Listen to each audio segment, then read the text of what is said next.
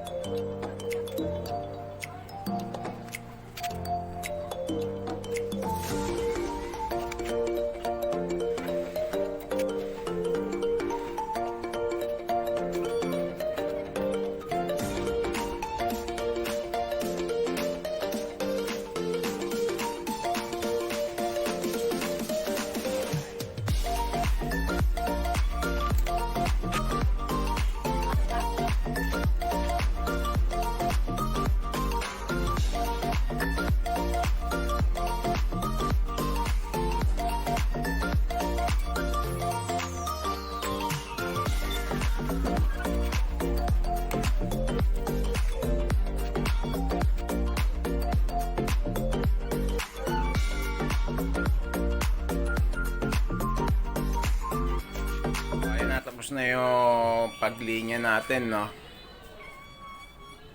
Ang gagawin natin ngayon dyan, pagtapos natin linyan, top coat na natin yan, tapos bubuhin natin. So bago natin top coat yan, pakita ko muna sa inyo ibang na linyan.